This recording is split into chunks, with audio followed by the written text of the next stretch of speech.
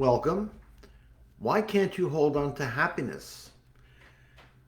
Big topic. Let's get into it. Happiness is a pursuit. It's even in our own U.S. preamble, the pursuit of happiness, right? Everybody seems to be looking for happiness, searching for happiness, wanting happiness. When that occurs, it also implies something else. What that says is if you are not happy, you are unhappy, meaning that the situation, the person, the place, the thing, the event is not giving you a sense of ease and well being, a sense of calm, a sense of inner joy, a fulfillment of purpose, interaction, whatever the variation might be. You're just not happy, right? And life seems to move along, and there are these little moments that pop up that kind of make us happy, right? For example, you have a birthday and people show up and they make you feel happy, right? Or you watch a particular baseball game or a hockey game or a football game and your team wins and you feel happy, right? This is a very, very natural phenomenon for all creatures, really, not just humans, but animals as well. Animals, find a particular piece of food or they find a good mate. There's a sense of happiness or a joy that kind of rises in them, right? But happiness is really very fleeting, and that's really what we're driving at here tonight.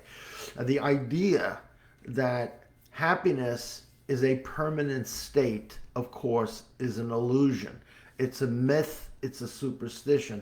When someone suggests they are happy all the time, it suggests also, it's kind of like one of my old Zen masters would say, if you're happy all the time, it is kind of like a desert that has no water. It is constantly baking in the sun. Nothing grows, nothing lives, nothing changes. It's just hot and desert sand. Happiness can be presented like that. There are people who psychologically, who have a slight imbalance in their personalities, may suggest to people they're happy continually.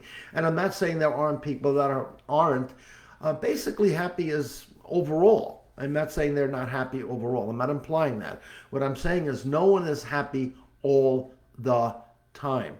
So if, for example, your baseball team has just won a major playoff game and you're really excited, you're really happy, your energy's flaring, you feel great, you're laughing, you're giggling, everybody's slapping each other on the back, it's a great day. And the next week they turn around and lose and go out of the playoffs and the team no longer continues into the playoffs. There's a great sense of down, there's a great unhappiness that arises. So why is this? Why do most people struggle with this idea of constantly trying to pursue happiness? This word pursue is a big word there, right? When you're pursuing, you're always looking to get it, get it, get it, get it. And what you're pursuing for is something that psychologically you are telling yourself will complete you, make you feel whole, make you feel happy, right? And yet it seems to be slipping through everyone's fingers. No one is happy overall all the time. I just stated that a few moments ago, but it bears repeating. It bears merit to tell you about this, you see? So when someone is saying they're happy all the time, something else is at work. It's not the norm of psychological thought. So what is this process of happiness? What happiness is really saying to you, so to speak, if it could talk, it would say, I am fulfilling a lack of something within you. That's what it's saying. It's saying, if you bump into me, if you find something that makes you happy, it will take away your unhappiness or your very stale, pale, drone movement through day after day lifestyle, right? There are many people, I'm sure you recognize them, they get up, they go to work, they may have a few friends at work, they may socialize a little bit, they go back, they go on electronics, they go on the internet, they do something like this, they may catch a few giggles, they get ready for bedtime, they go to sleep, and they wake up in the morning and do it again. And they may mix it up by going to a diner or a restaurant or perhaps going to an event. But basically speaking, They are kind of sleepwalking through their existence, always waiting for the future, the next moment, the next day, the next year to make them happy. Right? They're saying, I'm not happy now, but when I get that down the road, then I will be happy. I'll give you an example of this. A very old friend of mine, who I see from time to time, is a big car buff. The guy's a huge car buff, loves cars, loves cars. And he had a particular car that he really wanted. It was an old BMW classic type of car, very hard to get, very expensive. But this particular person has deep pockets, and he was able to purchase it. And when he got it, it was like a kid on Christmas morning. I mean, he was all over the place. He was all over the place. And he was dancing around this car, showing everybody the car. We took people for rides in the car. He was thrilled. The next thing I know, he's not driving the car anymore. I'm saying, oh my gosh, this guy had an accident, they had a car crash, something like that. Now, the answer to that is no. What he did was he put the car in storage, and he only takes the car out on very specific days where the weather is perfect. He won't take it in the rain, he won't take it in the snow, which is understandable. You don't want a very valuable car to be hurt or damaged by inclement weather. But the point I'm making is, what really made him happy, he had to put to the side. And the only time he really pulls that car out is usually in the spring and summer months, because at that time he feels safer to do so and his happiness elevates. But it's not complete like when he first got it. Why? Because he's always anticipating something may go wrong with the car, someone may scratch the car, someone may damage the car may not perform well enough. So there's always this underbelly of unease or dis-ease in his soul. He doesn't feel completely connected to the car on a pure happy level. He senses the car from time to time. It gives him a lot of pop, it gives him a lot of joy. But he doesn't feel happy all the time with this car. So in this case, there is a particular item that generates this feeling of well-being and fulfillment to my friend. But most of the time, he's driving a regular run-around, normal, go-to-work car, and his face is down, and he's going to work, and he's drinking coffee, and he's thinking about what he's got to do next. And that sense of happiness, that exhilaration he gets when he has the car, is missing. So part of my friend's situation is he depends on an object, something out there, not in here, out there, that jumpstarts this temporary emotion of happiness within him. And it lasts perhaps an hour or two if he's out on the road for a little bit of time.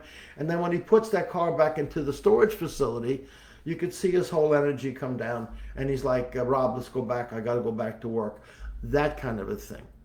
So there's a very, very classic example of where an object, an item, can create happiness, right? It's also not uncommon where someone gets a piece of jewelry, or they get a wristwatch, or they get a sweater they've always wanted, or perhaps they get a new jacket they really love that they saw and they saved up for it, and they get that jacket and it makes them feel very happy. It does. And there's nothing wrong with that. There's nothing wrong with doing something or obtaining something that makes you feel good. Nothing wrong with it. It makes you happy. Go do it, right? But give it 6 months, give it a year. Now the coat has a stain or the ring got chipped. Something has occurred. And once again, the level of completion, the level that you had fulfilled, is now falling away from you again. And what is the reflex? We got to find something else. We have to reboot something else. I can't stand this feeling of unhappiness. So I have to go out and find it in another object. Another very, very big example of this is what we call a geographical change or a geographical cure to create happiness. So for certain people, where they are living currently, their lifestyle currently, but their location is the main part of this, they are unhappy where they are. It could be their job, it could be their home, it could be their apartment, it could be their townhouse, it could be their property, their farm, whatever it might be. And they convince themselves, if I only move from here and I move to another location, I will be happier. I will be more happy, if you like, right? And for certain people, that becomes kind of a truth. They move out of, let's say, a very cold northern part of New England, which is beautiful, by the way, but they just don't tolerate the cold weather anymore. It's making them unhappy, all the snow and the ice and the bitter cold weather. And they say, well, if I move down south, if I go down, let's say, to Florida, which is very common, or Texas, or Arizona, or one of the states, I will be happier. And they go down, and there's a period of happiness that occurs because they're putting their feet out on the beach, and it's sunny out, and all of that. And the next thing you know, they find out there's alligators, or there's bugs, or there's hurricanes, or they're in Tornado Alley, or the house they bought has got infestations not far away, or they're burning leaf fires down the road, which they never knew they could do. And all of a sudden, the location is not quite as happy as they thought it would be. So the situation they thought they were purchasing to buy happiness turns out to be a problem. And there is this absence of fulfillment, because really, if you want to take the word happiness out and throw the word fulfillment in, meaning fulfilling or filling up myself, the action of filling myself with something to make me less unhappy. And I want to underline this again. The only time people pursue happiness is when they sense unhappiness. If someone is generally accepting of who they are, they're comfortable in their own skin, they feel a level of ease, a certain level of happiness, they don't have to go out of their way to seek or choose to look for happiness. They will have spikes of happiness by particular moments in time. Sure, we all do. You watch your child get married, or someone wins the lottery, or you get a big raise at work. You're happy. I mean, come on. That's part of the life. It's part of the joy of being alive, is to be made happy. Nothing wrong with it. But the problem here, the question I'm driving at all of you is the source of the happiness is offsetting in most people, not everybody, but in most people, is unhappiness. And the third, which is a big one, and this is a real sensitive one for almost everybody, right, is that they seek a partner to make them happy, to fulfill them, to make them happy. I want to fall in love with someone. I want to have a partnership with someone, which is perfectly natural and perfectly understandable, right? It's what drives the human animal, is to go out and procreate, have relationships, right? And to have a family, and whether you're a straight person, gay person, whatever it is to have this sense of being complete. And often we find that completion through the other. And when you meet, quote, the right person, they elevate your sense of happiness. Now, when it's really elevated, love is very much involved. And when there is love, certainly there can be unhappiness. But the unhappiness is not as deep, it is not as strong. So in other words, you meet somebody, you fall in love with someone. Now, when I say in love with somebody, I want to clarify this a little bit. Often, people confuse loving someone and becoming attached to someone. And that is in most cases, right? Love often creates attachment. But on spiritual practice, you have heard, I'm sure many of you have, right, that love has no controls connected to it. It is a free energy. There are no demands, there are no expectations, nothing in real love. Now, there are people that fall in love with the idea of being in love, and when they fall in love with the idea of being in love, they're kind of scanning the horizon, checking off in their head the type of person that would fill in the blanks to make them whole, you see. And over time, when you've got two different energies tapping on each other from time to time, emotionally, physically, financially, spiritually, intimately, all of these things keep tapping, often misfiring takes place, and before you know it, the one that was making you very, very happy in the beginning is now making you quite miserable and quite sad, because the fulfillment, the expectation, the desire, the wanting, the choosing that person with the insight, the understanding, this guy or this gal is going to make me so happy, Now, in certain families and in certain cases, that is fulfilling. But you know why? Because the people that fall in love like that are often very settled in themselves to begin with. The love relationship rises as a natural process. You know, some people call it a twin flames type of an energy, or some people call it an agape, where there is a spontaneous, deep knowing of the love between two people. And if you are blessed to have that, it is truly a blessing. I have met folks that just seem to be constantly in flow with each other, no matter how long they are, whatever conflicts come up, whatever discussions come up, whatever challenges come up, whatever sorrows rise, they seem to do it together, supporting each other, holding each other up, standing up for each other, being there for each other, carrying each other. That's a wonderful thermometer on the measuring of a relationship. But when things are not right and things start to pull apart and people start pointing fingers and screaming and yelling and cursing and pushing away and I never expected this and so on, then the source of what we thought would make us happy was really quite fractured, and it was it was an illusion emotionally, because the hunger inside of that person to have a partner, to have a mate, was so dramatic.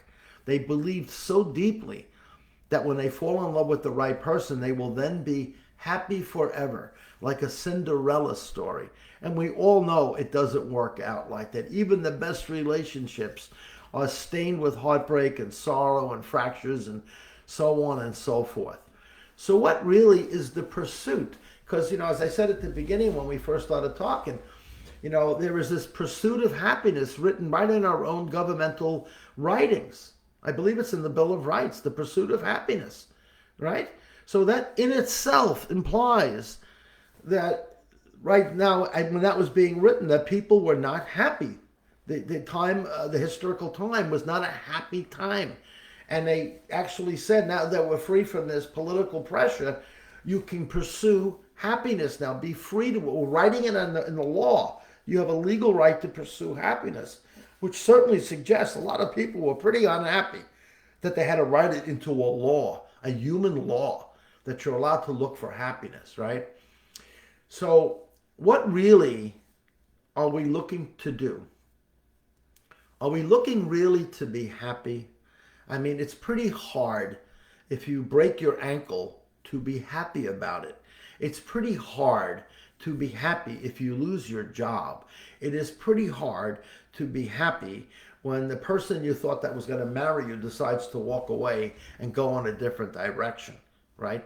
All of these situations rise up much more than the happy ones. I wonder why that is. Why are there more unhappy moments than happy moments? Why does life seem to be so, in most cases, in many cases, so challenging and dark and frustrating and full of tears and frustrations and wringing of hands and sleepless nights, rather than coming to a place where there is a sense of peace, which is really what you're talking about, which is really what we're looking for. Happiness is always, folks, please remember, happiness, no matter what form it takes, no matter how awesome it is, the greatest vacation of your life. And you can watch the videos back or watch the DVDs back or watch your Facebook or whatever and say, look how happy I was. Remember how happy we were, right? All of these short minutiae, these little short venues of time that generate this sense of happiness, but sure enough, down the road, a little bit down the road, it dissolves. And you fall back into old mindsets of thought and emotion, and the next thing you know, you're struggling with unhappiness again. And as I've been sharing repeatedly, you start once again turning the wheel to try to create a sense of happiness. So this was a challenge for many of the spiritual teachers throughout time. And they began to see themselves and they began to show to others that what you are really asking for is this sense of peace. And one of the things that is taught when you're learning how to come to peace is not to utilize time. Meaning, you're not going into this imaginary future to try to generate some kind of imagined happiness down the road, which never seems to get here. And they also point out that many people always are going back into the happy days of the past. In both explanations, what they're saying is you're not at peace, you are not, quote, happy or joyous in the moment that you're living in. And despite that, you're sitting here in your chair at home, or wherever you are, you're living, you're breathing, you have people in your world that love you. You may be dealing with deep sorrow. You may have a death. You may have a heartbreak. You may have medical challenges. You may have great frustrations. You might. And many, many, many, many people, including myself, we all have them, right? We all have them, right? But the difference is if you stay in the moment, if you remain focused in the moment you're living in the now, staying present, a great sense of calm comes over you. It does. A great sense of peace will rise in you because this moment is as it is. You're not seeking anything. You're not trying to get rid of it. You're not trying to modify it. You're not dragging fantasy and superstition and imagination in to alter what is true. There's a very famous expression in recovery programs, very big in 12-step programs. It's even put on the coins that some people get in recovery to celebrate a year, a month, a day, whatever it might be. And it says on the coin, to thine own self, to you, be true. Be true. Which means in the truth of what is bothering you, upsetting you, disappointing you, that is your truth, right? And it gives you the opportunity, when you look at it truthfully, not avoiding it, truthfully, you have a chance to sit back in yourself and say, why am I allowing these other things, these other places, these other objects, these other people to take over my sense of well-being? Why are they messing up on the short term my happiness? And why does my happiness always seem to leave me alone and walk away from me? And the answer is so clear.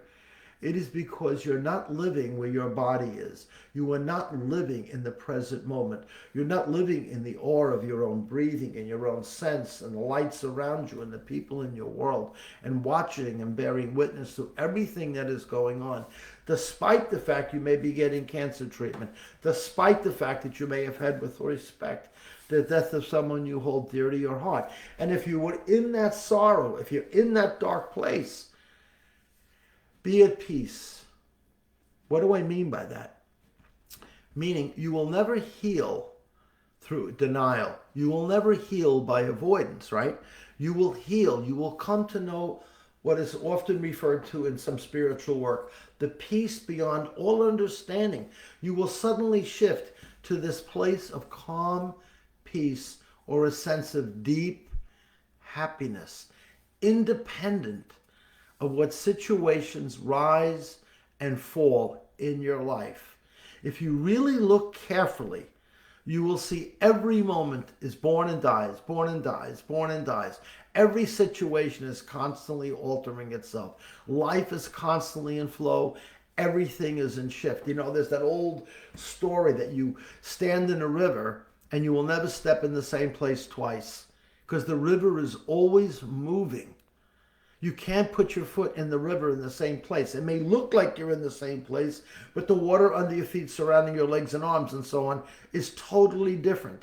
This is called the stream of consciousness.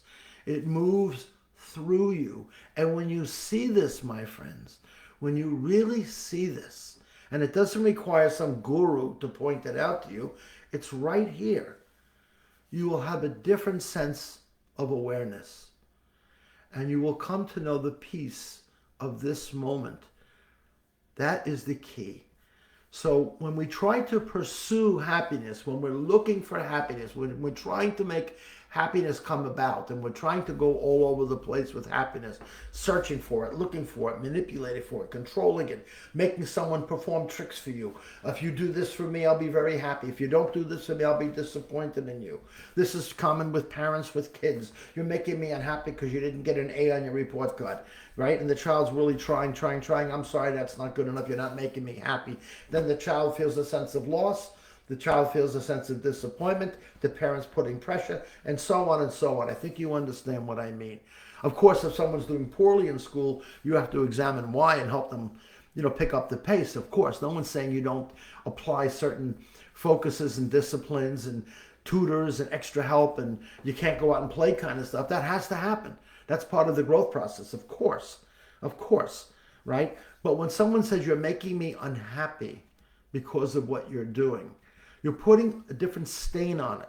You are suggesting their behavior is minimizing you rather than saying, I want to see you do better. I want to see you improve. I want you to be happy with your work. I want you to find joy in your achievements and your accomplishments because the rewards will be great for you as you expand as a person. There's a whole different approach with this.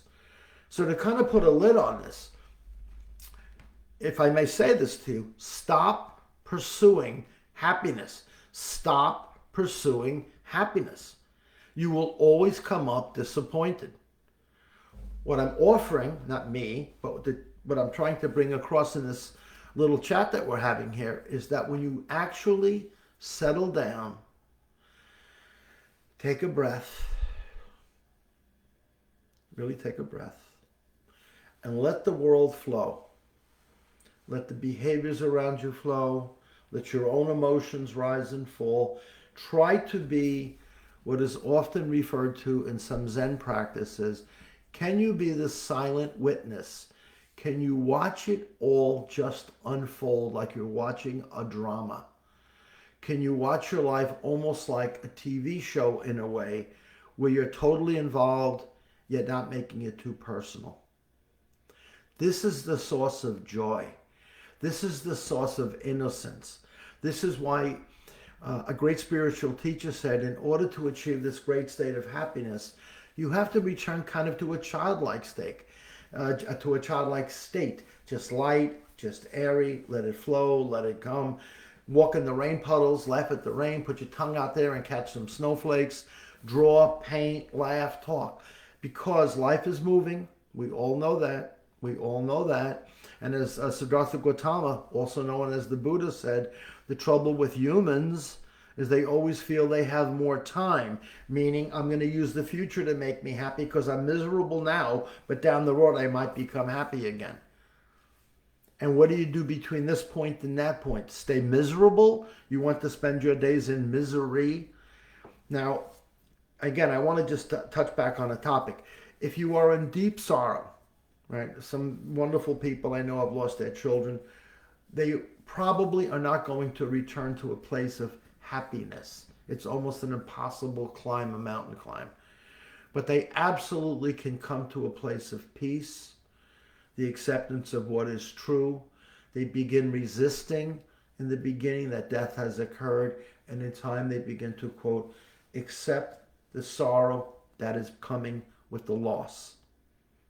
Those people generally will heal and find joy and peace in knowing that their loved ones are at rest around them and are at ease, that they will have reunion with them again 100%. They have not disappeared into Never Never Land. And when you really start to see this searching of happiness will come back to you in the form of peace and ease and serenity. And this is why you were born, my friends, not to run around and pursue happiness all over the place. Sorry. You were born to come to know peace. You were born to know the love of God. You were born to know the love of yourself as a human being that was created by the infinite, to have this beautiful journey on this planet called Earth, and to involve yourself with everything around you. Only the head tells you different. The whole world is speaking to you. The light and the love and the energy of everything around you is holding you up, whether you realize it or not. And when you begin to see this, a great peace will rise, and you will no longer worry about happiness or unhappiness. You will only say, I am at peace. I am at peace. My peace be with you. Thank you for joining me.